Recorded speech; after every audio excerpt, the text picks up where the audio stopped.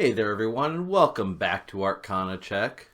Now, I want to keep this short and sweet so we can get right into the build, but a couple of things to take care of first. One, I apologize, it's been a few weeks since we posted a video.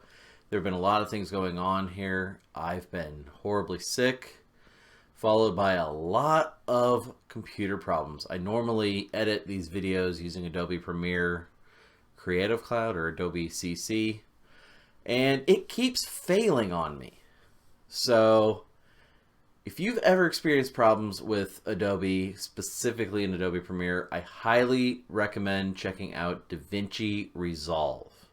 This is a free program. You can just Google DaVinci Resolve and you'll find it. And it does everything that Premiere does in the free version. There is a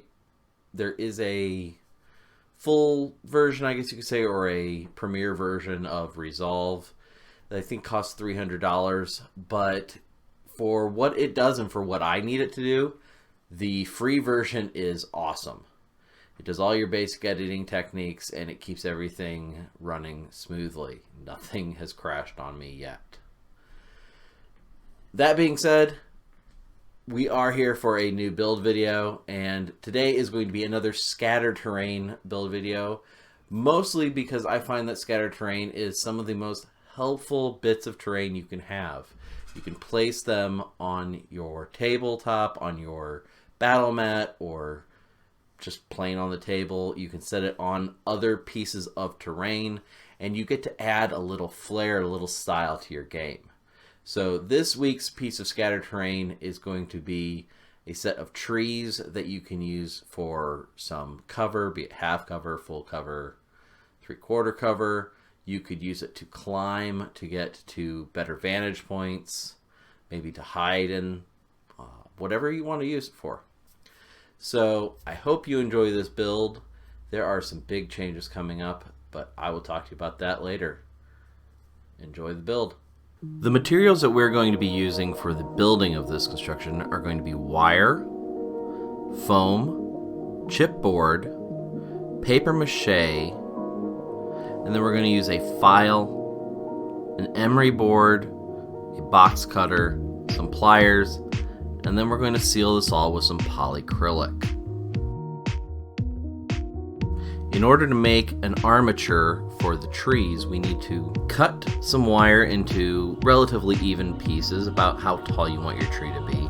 Then after you get a bunch of these cut together, you're going to separate them out and then just start bending the wire around each other, leaving some loose bits at the top and at the bottom, larger ones at the top.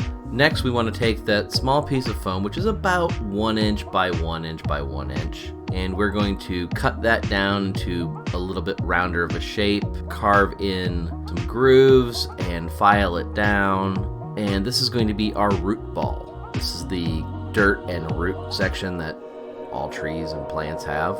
Now, in order to glue the armature onto the root ball, we need to separate out the little pieces of wire that we kept separate at the bottom and bend those around the root ball, and I'm just hot gluing them on there. This works pretty well, and you can shape that hot glue to kind of give you a thicker root structure. That will save us some time in the long run. Now, to glue the trees down onto the chipboard, it's simply a little bit of hot glue to the base of the root ball, and then some hot glue onto the root area of the other two trees. Now we just want to create kind of an organic shape for the base of this piece of scatter terrain. This has got a little bit of a curve to it, but it's mostly straight. It's allowing us to have some difference in where the trees are located. Now, to mix this up, you just take some of your paper mache and you add water to it. Now, I normally eyeball it, but as I go with this, I find that I've mixed it a little too watery. So I just add a little more paper mache until I get a texture that I like, that sticks really well. So then you simply just take your paper mache mixture and you start covering the wire armature with it. I start down with the trunk and the root area, and then I make my way up covering the branches.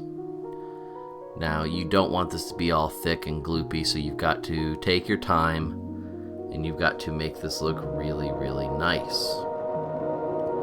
Now, depending on how thick your mixture is will determine how long this takes to dry. To be safe, you should let this dry at least overnight. Now, I'll let you know that this took about a day and a half to dry fully because some stuff down near the root area of the fallen tree was a little on the thin side, pretty watery. Now, after we've let this dry, it's already pretty much like the bark and the branches of a tree, but we want to give this some strength. So that's when we're going to use polyacrylic. And this is going to soak into the paper mache and it's going to harden up almost as if it's stone. So you just paint this onto the entire surface of the paper mache, and again, you let it dry. This time, it's going to dry in a few hours.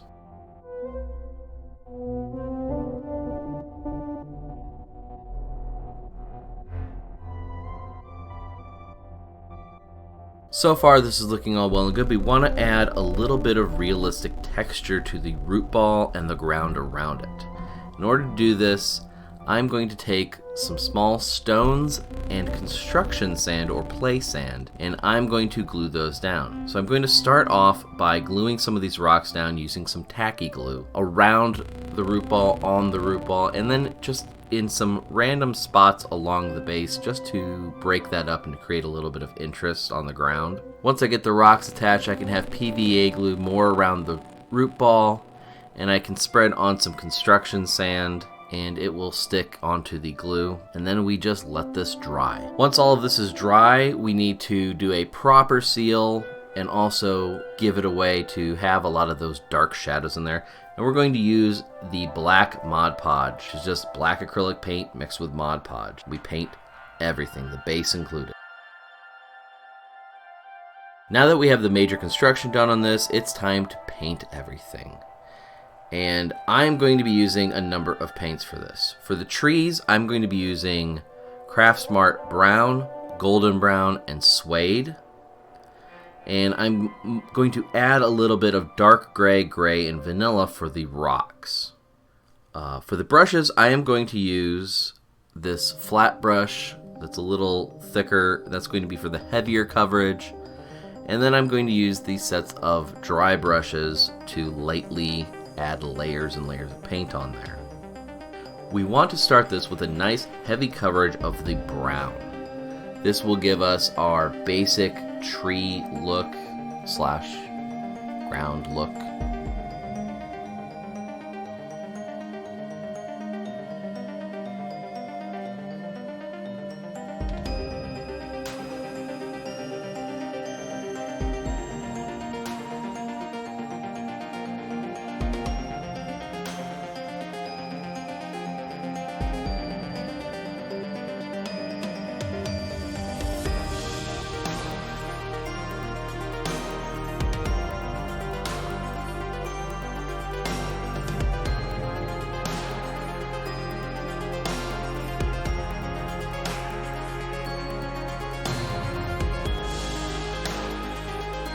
Once we get the brown covering everything, we can go over with, I guess you could call it a medium coverage of the golden brown. You're leaving some of the dark brown showing to give a nice layered textural look to this. Then we're going to take that light suede and we're going to do a very light dry brushing over the whole thing. Rocks, trees, everything. Now I went through here and I added a little bit of medium gray to the rock because I liked how they were looking. I just wanted to give them a little bit of difference from the trees. Now the one thing about this is it's very light and it is a little unnatural looking, so I'm going to use a black wash in a spray bottle. I'm going to spray that onto everything, and that gives it more of a modeled natural look. However, I want the two trees that are standing to appear more alive, so I'm going to brush on a brown wash onto these two trees, and it just makes them look a little fresher. Now to kind of complete the look of this, we want to add some grass to the rest of the base. So to do this, I'm going to simply cover the chipboard in PVA glue, get it on there nice and thick, and then I'm just going to sprinkle on some flocking and just let it cover the entire grass. Try not to shake off some so that it has a chance to soak in, and then again, we let it dry. Now I could be perfectly happy with this the way it is, but I want to add some foliage to these trees. So what I'm going to do for this is I'm going to take some polyfill and I'm going to take it outside and I'm going to spray paint it lightly, and I'm spray painting it with some red spray paint. Once I have that done, I'm going to spray the trees themselves lightly with some spray adhesive, and I'm going to stick the polyfill on top of that. Now in order to make this foliage look more natural, I'm going to lightly spray this polyfill foliage with some spray adhesive, and I'm going to sprinkle it with some flocking. Then you can seal this with whatever sealant you want. I'm using some Mod Podge spray, and you have a completed piece of scatter terrain.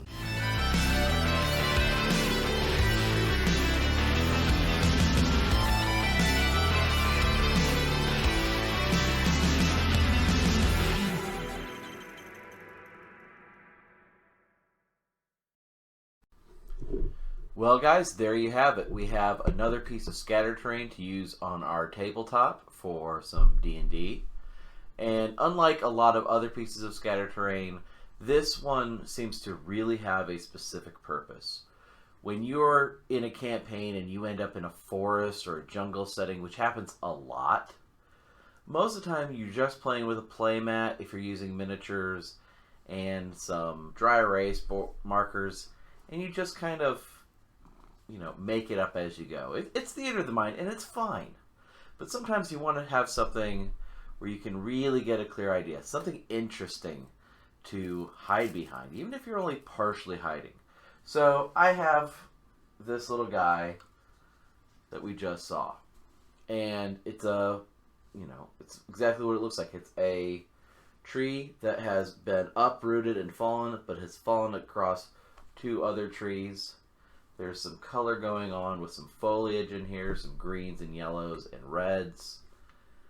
There's some rocks in the terrain, some nice grass in the ground. I like this piece. I think it's a really good little piece of scatter terrain.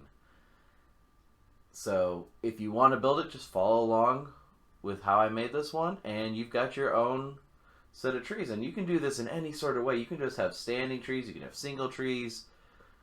You can do it however you want to. You could even just use the polyfill and the flocking, and you can make your own sets of bushes. You can use whatever color spray paint you want in there. That's a really easy way. It's a little bit messy, but it's a little easy way. But next week, there will definitely be a video, and this one's going to be a little bit different. We're going to be doing some miniature painting. Apologize for the camera shake. My cat's a little bit curious.